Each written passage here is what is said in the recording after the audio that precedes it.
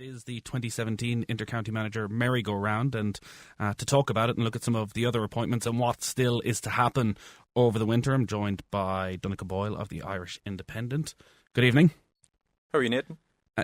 So looking at the names here and looking at the counties, there's no big jobs really up on offer this winter, presuming Stephen Rochford does stay on as expected for a third year in charge of Mayo. Jim Gavin's still there, Eamon Fitzmaurice is still there, Mickey Hart is still there.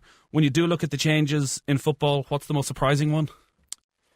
Well, there's a lot of ones. I didn't see Colin Kelly coming straight back into it so quickly, but I suppose it just depends on personal circumstances for fellas, and obviously he thought Westmeath was a good fit for him. Pete, who you're just talking to, obviously knows so much about the game. He's come back in, and I think it's good for football that he's involved, because the job he did with Fermanagh was really excellent, considering the resources they're working off there.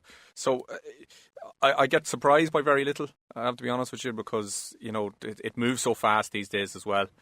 So I can't say I'm surprised by too much, but it'll be interesting to see how some of them work out. The biggest change was probably Declan Bonner going in Donegal and Rory Gallagher going back home to Fermanagh. Rory Gallagher at Fermanagh looks a really interesting appointment, considering that the players have put a bit of pressure on themselves now as well by the ousting of Pete McGrath. They have, yeah, but I suppose it depends on what the expectations are in Fermanagh. Will the fact that he's gone home, will that bring more expectation? Will it give him a little bit more breathing room? You could argue that he will get a bit more because he's from there. He will be allowed to. It's probably doubtful, is it? Well, but what are Fermanagh's expectations for the year? Are they expecting to get back to an All-Ireland quarter final? It's only 3 years since they were there. 3 years since they were there, but you do need, for teams like that who are sort of lower ranked, they do need a bit of luck in terms of the draw and the qualifiers, assuming Fermanagh don't go and win Ulster for the first time. They do need a little bit of luck. So I'm not sure that Rory's going to be under immediate pressure when he goes in there. Like everyone in Fermanagh know, is it 8 senior clubs? Is that the stat? 8 senior clubs in Fermanagh. Yeah, well, it's very small. It's one of the smaller pools anyway. So they're that tells you what you're starting off straight away. The process behind these appointments, how much thought goes into it? As you say, Colin Kelly ending up at Westmeath. There was talk of Pete McGrath possibly going to Westmeath, that they were interested in him as well, that Pete even mentioned it there, that he'd spoken to various different counties who were just sounding each other out. Is it generally there's one head honcho that the county board chairman goes in and just makes the decision himself? They usually appoint a group within the executive to go and find a successor. Like, for example, in Donegal, they put together a team of various people, which included Paddy Carr, who's obviously connections to there, and they just entrust them with going and finding the right person. I don't know if I think it very much depends on what's available at the time. Geography has an awful lot to do with it. It's kind of, internal and external, has a huge say on who will come in or who could come in. So, for example, Westmeath now are looking at 25 years without a Westmeath man in charge of their team. And for other counties, that would be simply unthinkable. So there's loads of little factors at play that decide who is going to come in as the next manager. I was mentioning there how there's such short-termism now with so many sports, and particularly with GAA at the moment, and we're seeing a lot of one-season managers. So Banty went down to Wexford for 1 year. The travel, it seems, was a little bit too much. Laois footballers seem to change manager every year for the last 2 or 3 seasons. They've done that again. Peter Creedon's gone. John Sugrue is in as the new Laois manager. One of many Kerry men who seem to be popping up around the country. Is there a particular reason why Kerry managers are so popular? I know there's always, when you see a Kerry fella and there's a rumour of a Kerry fella maybe transferring into your club, you're always thinking, geez, this fella's going to make hay for us now. We're going to kick it in and he's going to show us how to do it. So maybe there's an element to that. I know in Laois, he's been based there quite a long time, as far as I know. He's been linked with the job before. So they just, I suppose, people think Kerry people know football. Maybe they do. Maybe they don't. Yeah. So say it goes well for John Sugrue. What's the next step? Like, is Laois a stepping stone? If this goes incredibly well and they somehow get to a Leinster final, or they end up in the Super 8s, are you putting yourself in the shop window for the Kerry job down the line? Well, then look at John Evans. Like, I suppose he's had a lot of success in various different places, and he hasn't really been in the shake-up for it. He's won an All-Ireland club title. He's got a handful of promotions in different places, and yet his name is never mentioned in relation to it. I suppose only Kerry people can answer that, really. if Sugar does a good enough job in Laois, of course he'll be looked at. But like only time will tell with that sort of stuff. Laois seem to be.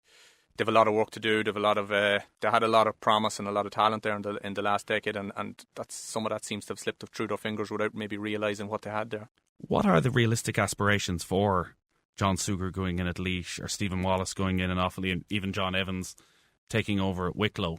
Do the county board have high hopes for these appointments, that they can rejuvenate the entire county? Are they expecting Laois to go and somehow put a challenge up over the next few years against Dublin, or is it just, let's just try something different? In some cases, I think really they want a name they can go and listen. This is what we went out and got this guy. Here's what we've done. And most times it's like it can be a bit of a band-aid. Sometimes a lot of the counties that are looking to catch up or realise their potential, they're talking to the players there when they're bringing in a reasonably big name and go, no more excuses. Yes, this guy is, he's done it at whatever level, at that certain level. But I think for a lot, it has to start way back through the age grades for most counties. I think a lot of them, there's a lot of talk of Dublin at the minute. They are probably realising their potential. I'm not sure every other county can say do that, and a high-profile managerial appointment is not going to change that overnight. Has it always been this way in the GAA? Every winter, is there 10, 12 changes? I think it's speeded it up a little bit. I think it's definitely, there's more change, and change is more acceptable than it was, because I suppose in just society's maybe moving a little bit faster. But I'm not sure that they want to, that counties have a strategic sort of plan when these things come in. I'm not sure that they will know what they expect in 3 years' time. I know the managers go in and they'll present it, but whether he delivers or not, if he doesn't deliver, what next? You just throw it all out and start again. I'm not sure there was a sort of a longer term thinking involved in some of these appointments. Yeah, because you do look at someone like John Evans and you think of the work he did at underage level at Tipperary and overhauled the entire county. You'd love to see him taking Wicklow in that sort of direction. But you also sense he's just the manager of the senior team in Wicklow. He's not going to be living up there. He's going to be spending a lot of time travelling. He's not going to be really laying down roots in the county where there'll be this long-lasting effect. He'll come in, he'll either have an impact or he doesn't, and he's gone again. Yeah, and that's the problem with these appointments. Like, I suppose Wicklow would probably... I know Tipperary used him very well. They had him as a director of football role for a while. That was a little bit controversial, but I know he was in with the schools at the time. He was in the high school Clonmel, who were very competitive around that time, and he was working with them and coaching them. And Tipperary have seen and are seeing the fruits of that sort of labour of putting good structures in place and getting good coaches like John Evans in to work with them. That's the way forward, I suppose, for all these mid and lower ranked teams, that the foundations have to be right, and going straight to the senior team and expecting miracles is probably a big ask. Yeah, it's sort of good in a way to see Rory Gallagher going back to Fermanagh, because he has operated at the very highest level. He has worked with Division 1 teams. He's gone up against this Dublin side. He knows what it's like at the elite level, so he can give Fermanagh that sort of insight. He knows exactly how far you got to go to get up there. Quite often when the elite managers leave, we lose them completely. It is these managers of Division 3 and Division 4 sides who are sort of on this never-ending merry-go-round. Yeah, and you'll see that with... but I think as they garner more experience, they'll get better and better. So Rory's gone back in, and there's things he'll be able to bring from the Donegal setup into Fermanagh. The other side of the coin is he probably won't have everything he had in Donegal to bring to Fermanagh, and then he'll realise that, right, we're going to have to improvise, we're going to have to be a little bit smarter, and then very quickly it becomes really clear that we're not playing off a level playing field, even though come May and June next year they'll be fighting for the same prize. So it's really difficult, I think, for the smaller counties. I do think the gap is getting bigger and bigger. Part of it is money, part of it is organisation, part of it is having the expertise, part of it is culture within the county, that drives on these sustained efforts to try and raise standards. So they're a long way from the top 3 or 4 teams, as we saw this summer, are so far away from everyone else that we're getting dangerously close to talking about championship structures. Yeah, and there's plenty of time for that as the dark nights settle in. One manager then that you're looking forward to seeing what he does? John Evans is always interesting. Yeah, he's always interesting, and he isn't afraid to say what he thinks. He was talking about Roscommon winning All Ireland's not too long ago. He's always, and if he got things going in Wicklow again, like we saw when Miko was not going to tune out of them, that was a great summer.